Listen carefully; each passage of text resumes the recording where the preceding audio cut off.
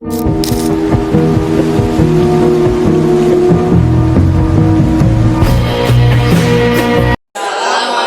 warahmatullahi wabarakatuh. Sini kami akan menjelaskan tentang masa kolonialisme dan imperialisme di Indonesia. Ya, perkenalkan dari kelompok kami yang paling kiri.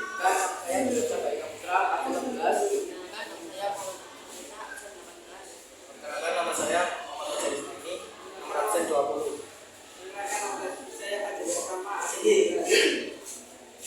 Teman saya yang pertama kali akan menjelaskan tentang nomor pertama organisasi buka Indonesia. Reza absen 18 ingin menjelaskan nomor 1 kedatangan bangsa asing ke Indonesia. 1. Portugis. Orang-orang Portugis menjadi pelapor dalam pelayaran mencari tempat asal rempah-rempah. Mengawali pelayaran di Lisbon dan Afrika dipimpin oleh Vasco da Gama.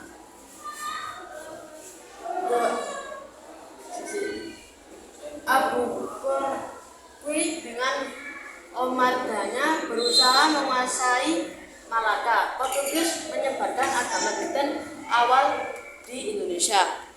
Kedua, Belanda pertama kali masuk ke Kepulauan Nusantara pada tahun 1995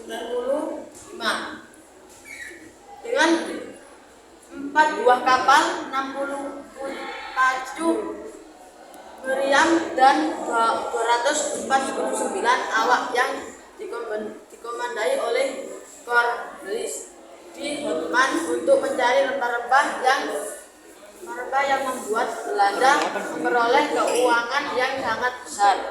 Ketiga, Spanyol. Penjelajahan Spanyol di Indonesia ini dimulai sejak kapal dagang Spanyol yang berhasil berlabuh di Maluku pada 8 November 1521. Silam bangsa Spanyol berhasil masuk ke Nusantara setelah bayar melalui Filipina melewati Kalimantan Utara. Spanyol menyebarkan agama Katolik dan Kristen Protestan. Keempat, Inggris ke Indonesia dari tahun 1811 hingga 1816. Penjelajahan Inggris diawali datangnya Belanda pada 4 Agustus 1811 dengan 6 kapal di pelabuhan Britania yang dipimpin John William Johnson pada tanggal 26 Agustus 1811. Tujuan Inggris datang ke Indonesia untuk mencari rempah-rempah. Inggris menyebarkan agama Kristen Protestan. Hal itu menyebabkan Kristen Protestan semakin masif. Sekian dari penjelasan saya yang nomor 1. Saya akan menjelaskan untuk nomor 2, yaitu tentang fungsi dagang. Fungsi dagang VOC. VOC itu adalah perusahaan yang didirikan oleh Belanda. Secara resmi bernama Persekutuan Perusahaan India Timur. Dalam bahasa Belanda, itu VOC. Didirikan pada tahun 1682. Adalah persekutuan dagang asal Belanda yang memiliki monopoli untuk aktivitas perdagangan di Asia. Dalam fungsi dagang tersebut, VOC memiliki kewenangan terhadap yang dimilikinya, yaitu yang pertama, melakukan monopoli perdagangan wilayah antara Tanjung Harapan sampai Selat Manggarai, termasuk Nusantara. Mereka membentuk angkatan perang sendiri. Gunanya tujuannya agar mereka dapat berperang dalam menguasai sebuah perusahaan dagang di Nusantara. Dan itu pernah terjadi di lingkungan Jawa. Itu peperangan antara masyarakat Jawa dengan perusahaan VOC yang menyebabkan VOC mengalami kerugian cukup besar. Dalam masa itu, rakyat Jawa kehilangan sosok yang berada, yaitu Pangeran Diponegoro. Kedua, melakukan peperangan. Yang ketiga, mengadakan perjanjian dengan raja setempat. Gunanya itu agar VOC dengan mudah mereka bersekutu dengan pihak setempat. Selanjutnya, mengadakan perjanjian mencetak dan mengeluarkan mata uang sendiri. Selanjutnya, mengangkat pegawai sendiri. Dari pegawai sendiri ini, mereka mengangkat pihak pribumi menjadi pejabat. Karena untuk mengawasi rakyat Indonesia dalam melakukan perdagangan. Pemerintah di negeri jajahan. Tujuan utama VOC adalah mencari rempah-rempah, tapi faktanya mereka memiliki pemerintah di negeri jajahan karena mereka tidak mau bersaing dengan negara lain, contohnya India, Spanyol, Portugis. Dalam sejarah dagang VOC merupakan tujuan sebagai bentuk menghindari persaingan yang tidak sehat sama fungsi berbeda, hingga memperkuat kedudukan Belanda dalam menghadapi persaingan dengan para pedagang negara lain. Munculnya fungsi dagang VOC di Indonesia dengan terjadinya kolonialisasi.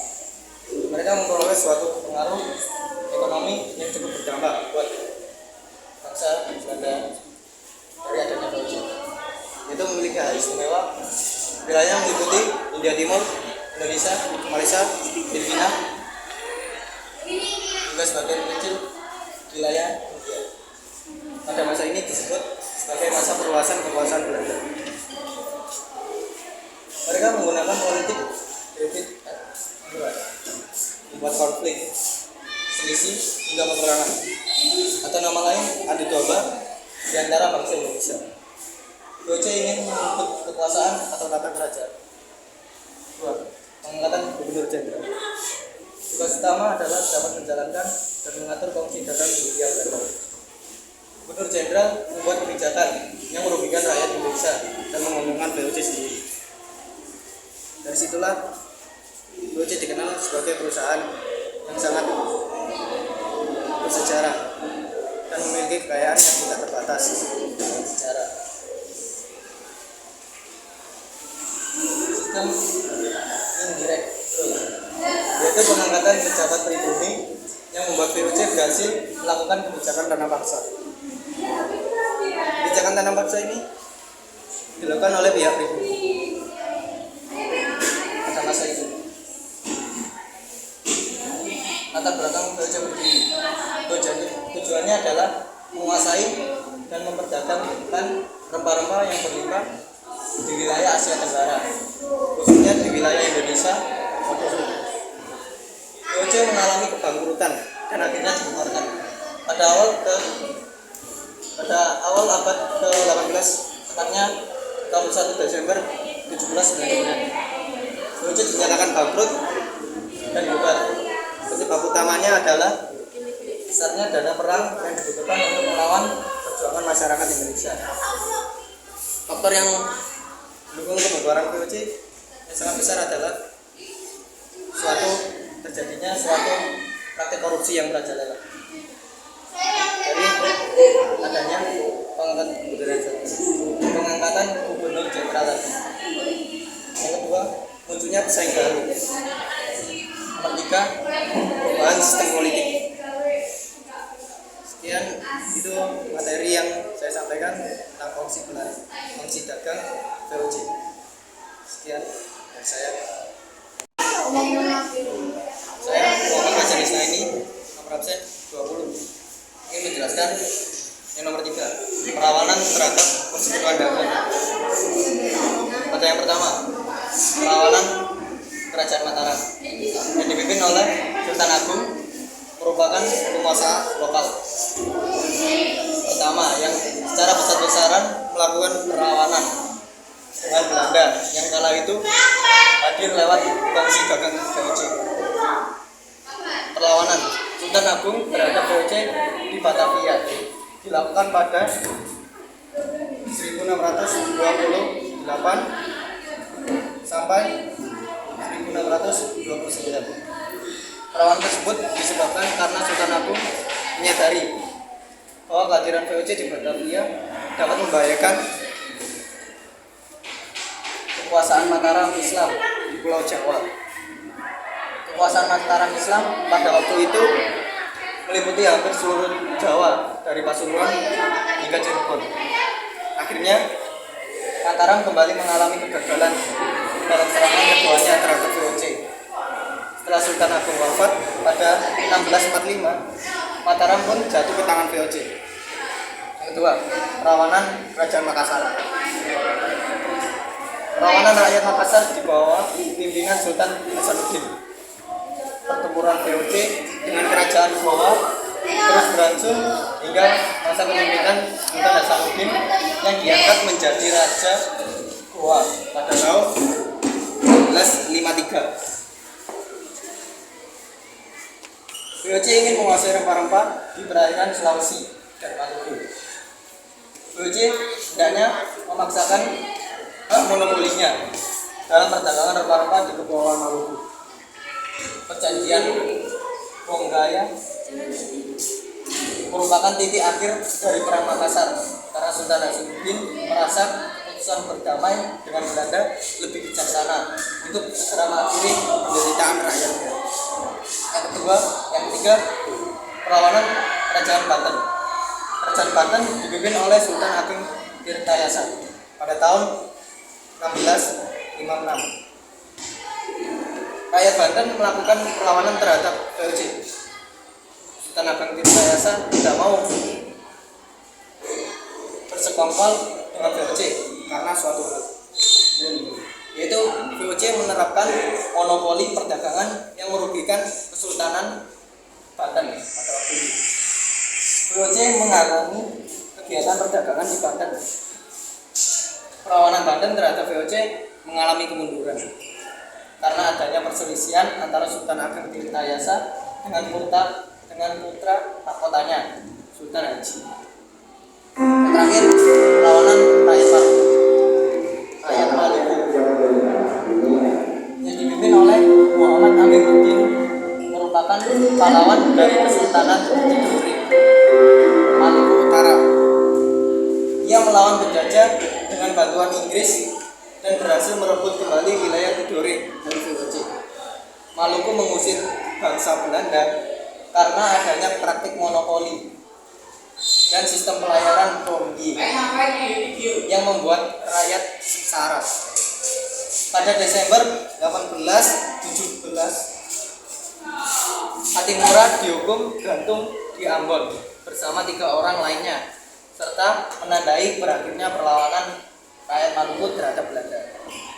Sekian penjelasan tentang perlawanan terhadap persekutuan dagang dari saya.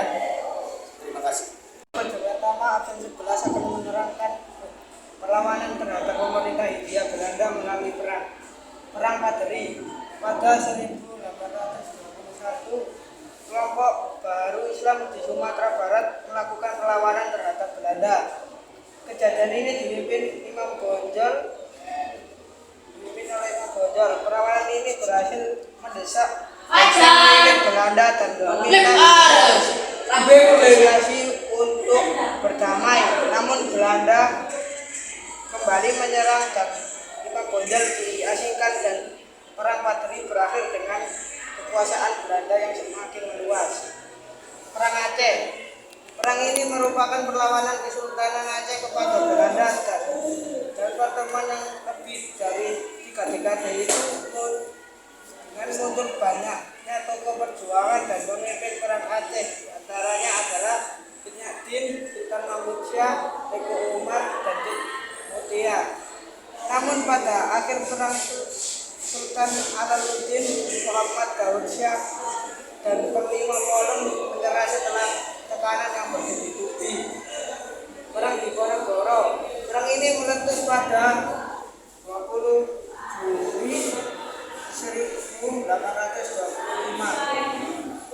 saat Belanda datang ke Tegalrejo untuk menangkap Pangeran Diponegoro.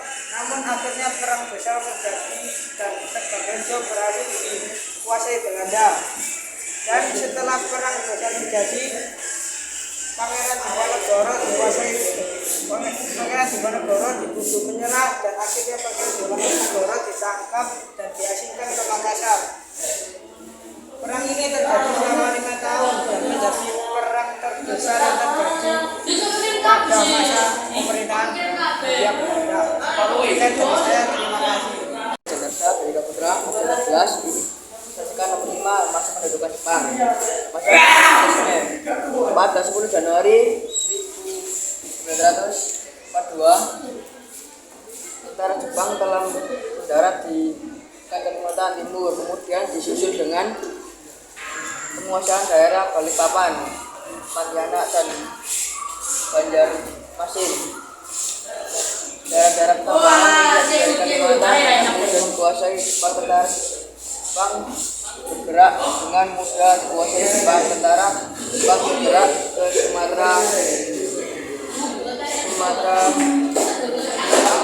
pada Februari 1942 sehingga makin mudah merebut Pulau Jawa. Sistem pemerintahan yang diterapkan yang berdasarkan atau Undang-Undang Nomor 1 Tanggal 7 Maret 1942. Berdasarkan ketentuan tersebut, Jepang tidak menerapkan sistem birokrasi otoriter. Hal ini tercermin dalam struktur pemerintahan. Tunggal tanpa adanya kontrol dari perwakilan rakyat. Pasukan Jepang sejak awal berusaha menguasai Indonesia. Sejak perang Pasifik, alasnya angkatan perang Jepang di Nippon membuat minyak dan bahan pemerintahan yang lainnya dalam angka memenuhi kebutuhan minyak. Penduduk Jepang di Indonesia adalah adanya perang dunia kedua yang melibatkan Jepang sebagai salah pihak yang melibatkan isisme. Jepang ingin menguasai Asia dengan Jepang sebelum perang dilat dan berhasil mengalahkan Belanda lalu dalam waktu singkat.